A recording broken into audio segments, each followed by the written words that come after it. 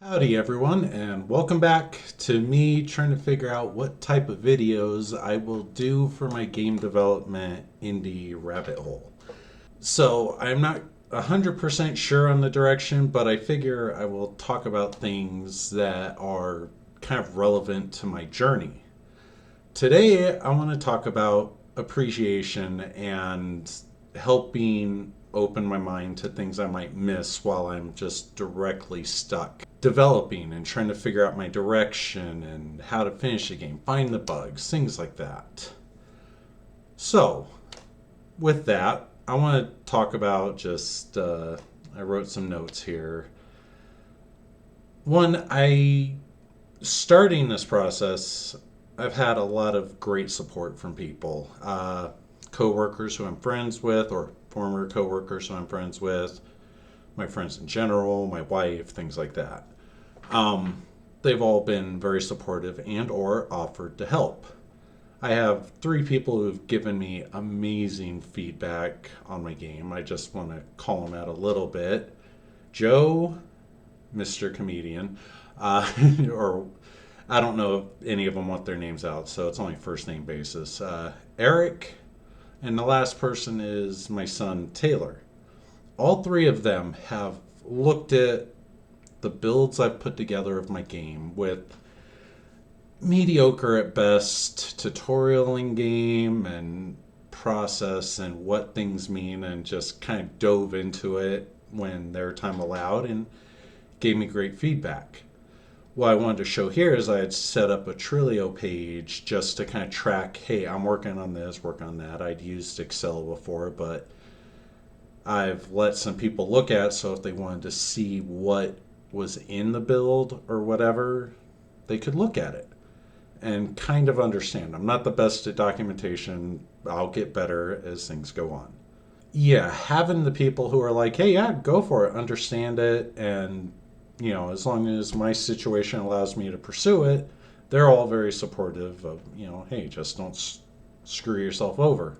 I wanted to just show some of the insights people have been able to give me, and it helps open my mind a little bit of, okay, what am I overlooking? Because when you're developing something, at least for me, sometimes you just have this mindset of, I need to do this, I need to do that, this feature, that function. It's in your head of what this game is. But even as the person who's supposed to be creating it, it's your idea, you may not always have the full picture of it. At least that's what I'm experiencing right now. So, like, just some of the things people have given me before. Uh, One thing, something trivial, a nice to have, which is remove the mouse on screen during player movement. I think I thought about that once in the very beginning, but just kind of was like, oh, I'll get to it, and then forgot it. Never wrote it down. It was stupid. So I had that corrected for me, and I fixed it. It's a minor thing, but that's something. But then I had someone else give me insight. I have this. They said they got hit by a car, respawned at the other side of the map, and nothing made sense about it. And it made me realize there are so many little things in the game that I have no explanation in the game for. So it's great to get other people's eyes on your work. Not everyone has those people that are willing to say, hey, give me feedback, or they just, some people aren't gamers. I mean, and for me, like, I'm lucky. I know a lot of techie people because that's been my industry for a while, and I play games with people. But I will say the coolest thing was when my son, uh, well, one of them, got around to playing and just dove in. He didn't know what to expect, and to be fair, I haven't designed the game very well to guide the player through.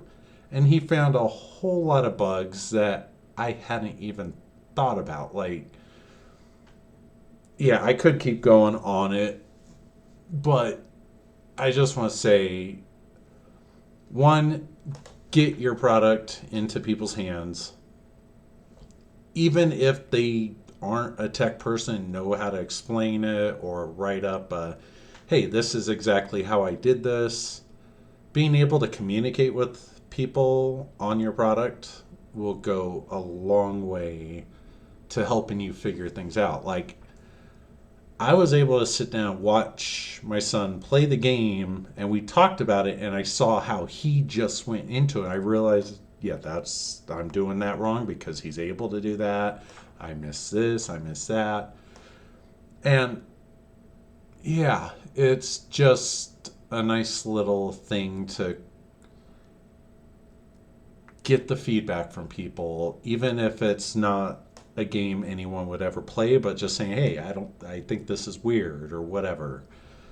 Like another thing someone brought up is, load game and main menu should not be enabled until there is actually a saved game. It's a small thing, but it makes sense. I mean, what are you going to do in there? And yeah, there's plenty of things. I'm not sure where I'm going with this video or any of them going forward.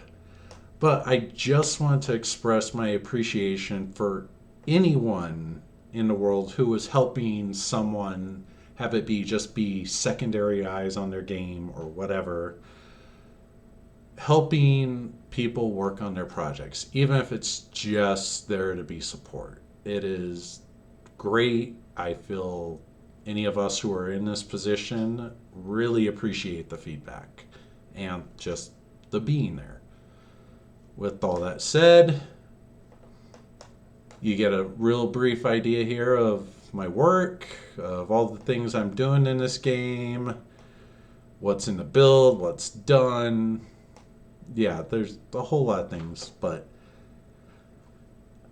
aside from sharing appreciation, not much other reason for this video, but thank you for watching. If you have any insights on other ways that, an indie dev, a solo dev can move forward with trying to make their game better, because me with the QA background, my goal is, I hope this is a good game that people enjoy when it comes out. But my biggest priority is to have it hopefully no bugs upon release. It was able to be done in the past. My goal is to try and return to that in the future for any game I am part of. Thank you for watching. Have a great day, and bye-bye.